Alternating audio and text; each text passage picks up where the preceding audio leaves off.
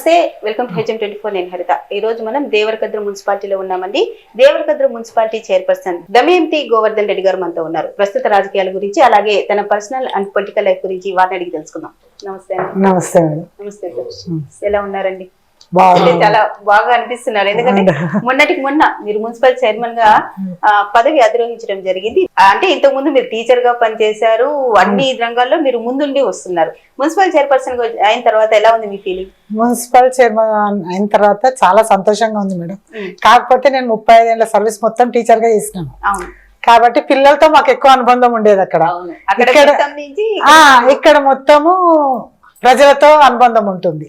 అది మీ పుట్టిన ఊరు ప్లస్ మెట్టినిల్లు ఇదే అని విన్నాం, నిజమేనా? నిజమే మేడం. ఓకే సార్, మీ పాత్ర ఏంటండి? అంటే ఒక గృహిణి నుంచి, ఒక జాబ్ చేసే వాళ్ళ నుంచి బయటికి రావాలంటే లేడీస్ ఇంట్లో వాళ్ళ సహకారం లేనిది బయట అడుగు పెట్టలేని పరిస్థితి, వాళ్ళు ప్రశాంతంగా పని చేయలేని పరిస్థితిలో మీ సహకారం ఎలా ఉంది దమయంతి గారు? అంటే మేము గత 30 సంవత్సరాల నుండి పొలిటికల్ లో ఉన్నాము. మొన్న అంతా జిఎంఆర్ గారి ఎమ్మెల్యేగా పోటీ చేసినప్పుడు ఆయన వచ్చి మా దగ్గరకు వచ్చి చాలా ఇట్లా మాకు సపోర్ట్ చేయాలంటే ఆయనకు సపోర్ట్ చేసి గెలిపించాము. ప్రజలతో మమేకమై తిరిగి గెలిపించాము. ఆయన చేసే కొద్ది అభివృద్ధి కార్యక్రమాలు, కాన్స్టిట్యున్సీ పైన ఉన్న ఆయనకు ఇంట్రెస్ట్, ఆయన చేసే పనులను బట్టి మాకు ఇంకా ఆయన ఎంబడి ఉరకాలి అనే ఉత్సాహాన్ని మాకు లోపల తీసుకొని వచ్చిన. అదేవిధంగా వాడు మేము ఒకవేళ జనరల్ అయితే మాకు మున్సిపల్ చైర్మన్గా అంటే గ్రామ పంచాయతీ ఉండే, గ్రామ పంచాయతీ అయినా సరే జనరల్ అయితే సర్పంచ్గా పోటీ చేయాలని అనుకున్నాను. అయితే దాన్ని అంతలోనే ఎమ్మెల్యే గారు ఏం చేశారంటే, అన్న మన ఊరు విలేజ్ కాన్స్టిట్యున్సీ హెడ్ క్వార్టర్ కదా, దీన్ని మనము మున్సిపల్గా చేశారంటే అదొక ప్రపోజల్ వచ్చి గత ప్రభుత్వం పట్టించుకోలే. ఎమ్మెల్యే గారు మున్సిపల్గా తీసుకొని వచ్చాడు. ఆ రోజు ఒక మాట్లాడి, అన్న మున్సిపల్ అయితే తీసుకొచ్చారు, ఏమన్నా రేపు జనరల్ అయితే మాకు అవకాశం ఏంటంటే మీ యొక్క ప్రజలతోటి మీరు ఏ విధంగా ఉంటారు దాన్ని బట్టి మేము రిజర్వేషన్ ఏది వస్తుందో దాన్ని బట్టి మేము చేయగలమన్నా, మీరు ఏదో ఇంట్లో ఉండి మాకు కావాలి, పోస్టులు కావాలి, అవి కావాలంటే ఇచ్చేది కాదు. ప్రజలతోటి మంచిగా ఉండి సత్సంబంధాలుండి ప్రజలకు సేవ చేసే వాళ్ళకే రాజకీయంగా మేము కల్పిస్తామని అన్నాడు. సరే అని ఆ రోజు నుండి ఆయన చేసే పనులకు ఆయన మేము ఒకటి అడుగుతుంటే ఆయన 2 పనులు మాకు చేసి పెట్టేవాడు.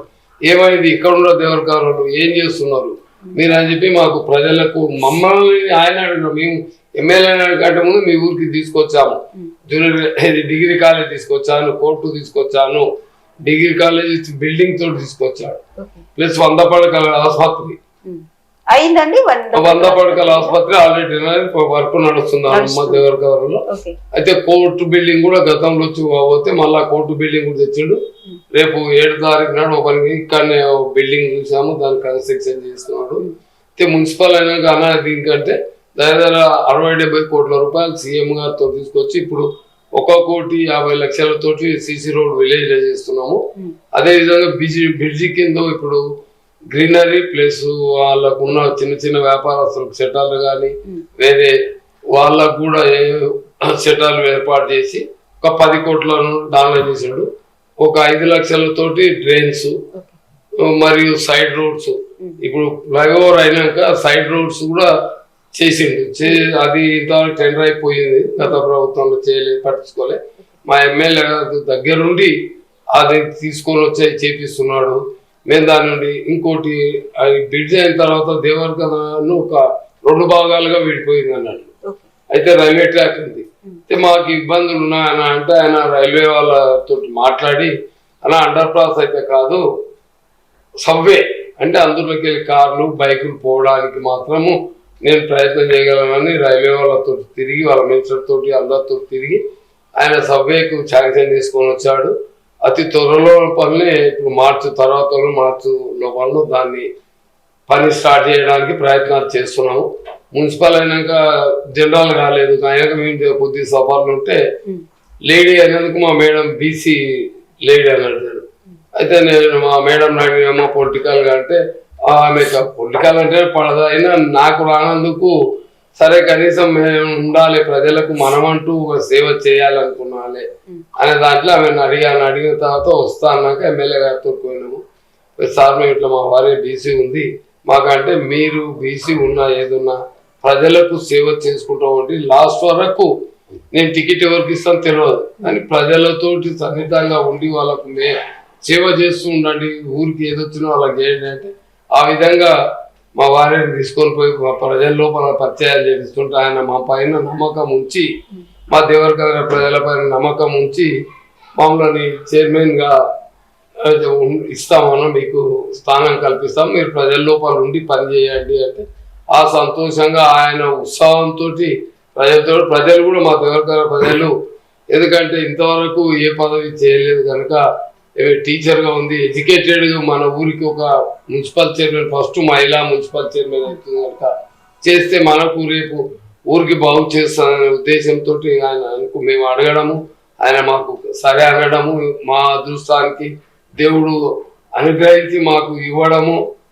గెలుపు బాటలు మమ్మల్ని నడిపించి ఈరోజు మా వారిని మున్సిపల్ చైర్మన్గా మమ్మల్ని ప్రమాణ స్వీకరించి పదవి బాధ్యతలు చేపట్టాము.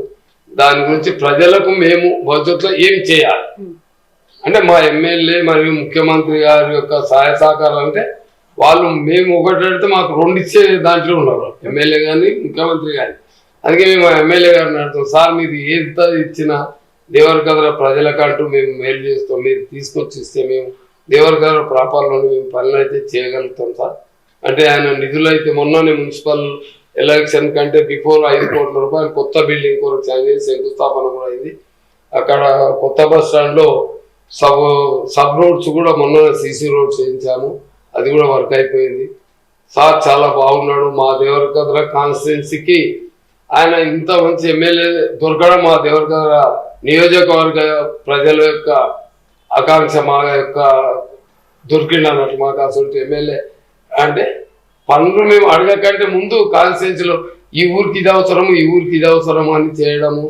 మాకు రేషన్ కార్డులు ఎట్లా, మీ ఊరికి ఇన్ని రేషన్ కార్డులు ఇస్తున్నా, ఇన్ని ఇండ్లు ఇప్పిస్తున్నా. మీరు అడగనే చేస్తున్నారా? మేము 4 అడిగామంటే సార్ మీ ఊరికి ఎన్ని కావాలంటే మాకు అనకి ఇన్ని ఇల్లు కావాలంటే సరేగా అన్ని ఇల్లు ఇస్తున్నాడు. మళ్ళా తర్వాత ప్రజలకు సరిపోలేదంటే మళ్ళా ఎక్స్ట్రా కోట కూడా తీసుకొచ్చి ఇస్తున్నాడు మాకు. ఓకే, అంటే మీరు 30 ఏళ్ల నుంచి రాజకీయాల్లో ఉన్నారండి? ఏ పార్టీలో ఉన్నారు మీరు? ఫస్ట్ తెలుగుదేశంలో ఉన్నామండి. ఆ తెలుగుదేశంలో అట్లే ఉండి మొన్న జిఎంఆర్ గారు పోటీ చేస్తున్నారు తెలిసినాక ఆయన యొక్క అంటే అంతకుముందు ఆయన గత 10 సంవత్సరాల నుండి కాంగ్రెస్ లో ఉండి ప్రజలకు చేసే సేవలు చూస్తూ ఒక ఖాళీ ఆయన నామినేషన్ వేయకంటే 2 రోజుల ముందు కలిసి అంటే అన్న మేము ఇట్లా పోటీ చేస్తున్నాము, మాకు టికెట్ వస్తుంది, మాకు చేయాలంటే సరే అన్న నీ అసలు మాకు దొరకడం మా అదృష్టము, మేము నీ ఎన్నంటూ ఉండి మేము మిమ్మల్ని గెలిపించుకుంటాము, మా యొక్క ప్రజలకు సేవ చేయాలంటే అప్పటి నుండి ఇప్పటి వరకు కూడా మేము ఏ ప్రజలు బీద ప్రజలు తోలుకపోతారు కాదనకుండా మాకు పనులు చేసి పెడుతున్నాం.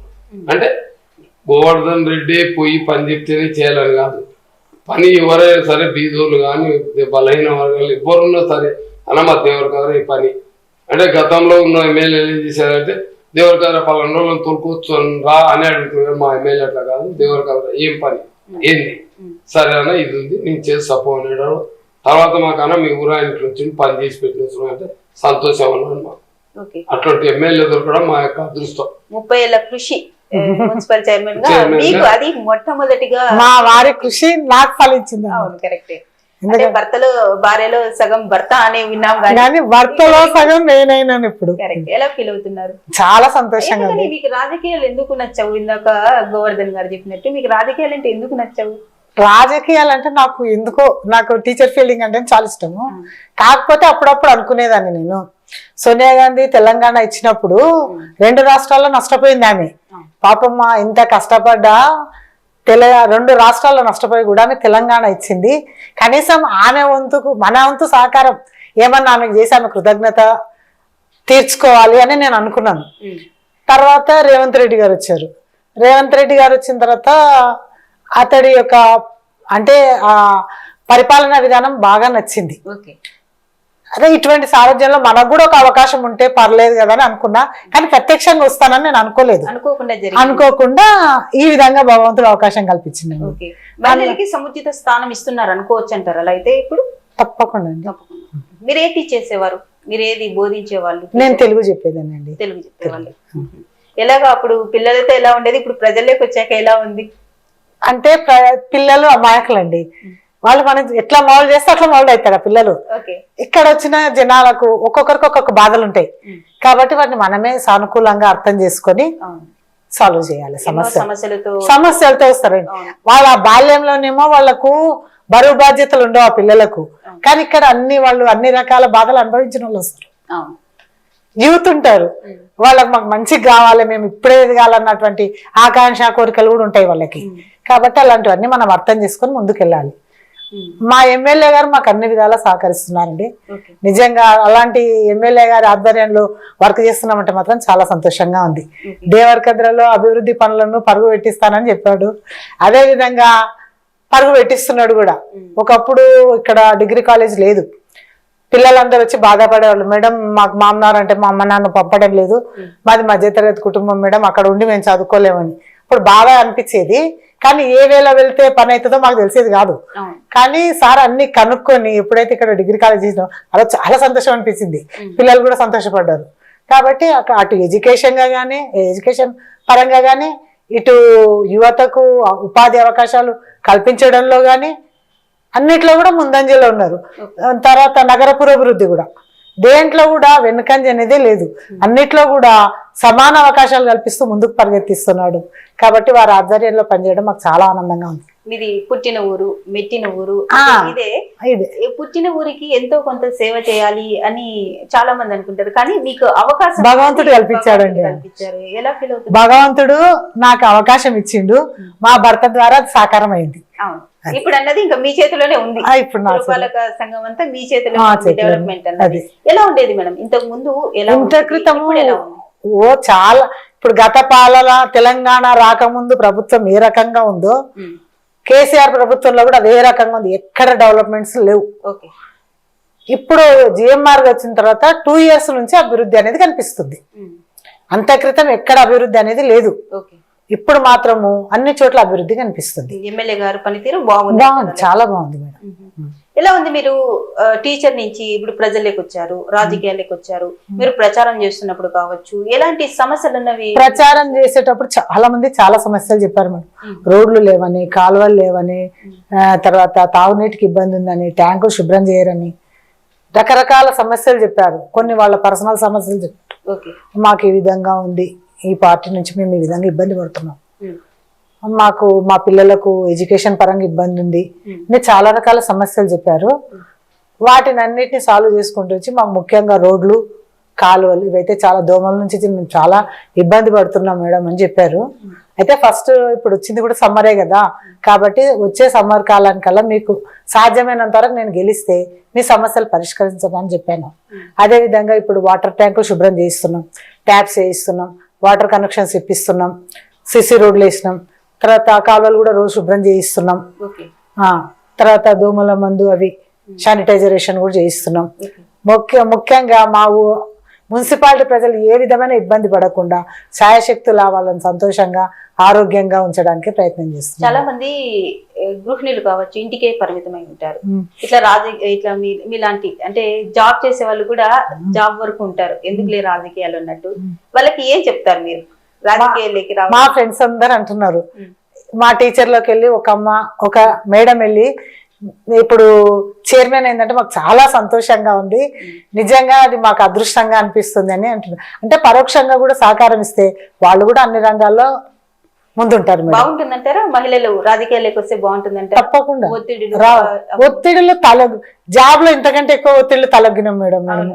అటు ఆఫీసర్స్ పరంగా కానీ, ఇటు ఎడ్యుకేషన్స్ పరంగా కానీ, పిల్లల పేరెంట్స్ పరంగా కానీ అన్ని రకాలుగా మేము చదువుకునేటప్పుడు అయినా కూడా అన్ని కష్ట నష్టాలు ఓర్చుకొని ఈ స్థాయికి వచ్చినాం కాబట్టి ఏమనిపించదు. ఇప్పుడు రాజకీయాలకు వచ్చేసరికి ఎన్నో ఒత్తిడులు ఉంటాయి, అంటే నిధులు కూడా తెచ్చి డెవలప్ చేయాలండి.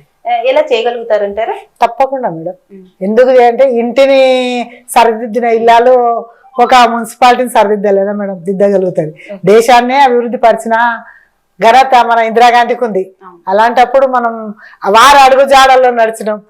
గత చరిత్రను తీసుకున్న ఝాన్సీ లక్ష్మీబాయి, రుద్రమాదేవి వీళ్ళందరూ అభివృద్ధి పరిచిన వాళ్ళే. కాబట్టి ఆడవాళ్ళకి అవకాశం ఇస్తే అన్ని రంగాల్లో అభివృద్ధి చెందుతున్నారు. ఇప్పుడు నేవీలో గానీ ఎయిర్ ఫోర్స్ లో గానీ ఏ రంగంలో లేరు మేడం. ఐఏఎస్లు ఉన్నారు, ఐపీఎస్లు ఉన్నారు.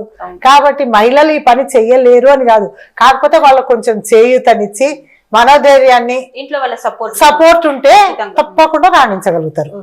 ఇంట్లో వాళ్ళ సపోర్ట్ లేకుంటే మాత్రం ప్రాబ్లం ఉంటుంది. అది గోవర్ధన్ గారు నాకు అది అదృష్టం మేడం.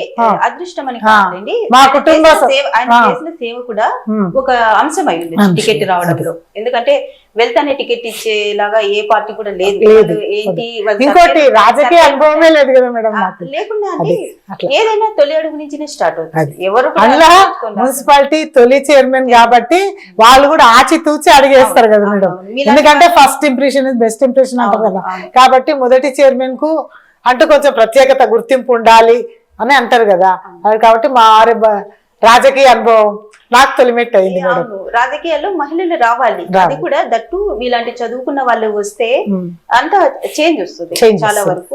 మీరు ఇంకో 10 మందికి ఇన్స్పిరేషన్ అవ్వచ్చు రాజకీయాలకి రావాలి అనుకుంటున్న వాళ్ళకు. దేవరకద్ర ప్రజలకు ఏం చెప్తారండి?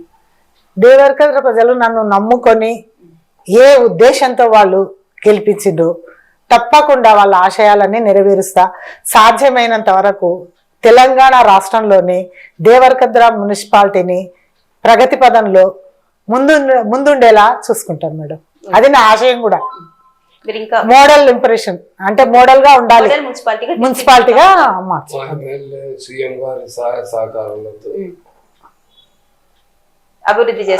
ఎమ్మెల్యే గారి సహాయ సహకారాలతో తెలంగాణ రాష్ట్రంలోని మా దేవరకద్ర మున్సిపాలిటీని ప్రథమ స్థానంలో ఉంచాలన్నది, అభివృద్ధి పదంలో నడిపించాలన్నది మా ఆకాంక్ష మేడం. మేము కూడా అదే కోరుకుంటున్నాం మేడం. మీరు ఇంకా ఉన్నత పదవులు అధిరోహించాలని కోరుకుంటూ thank you very much. Thank you.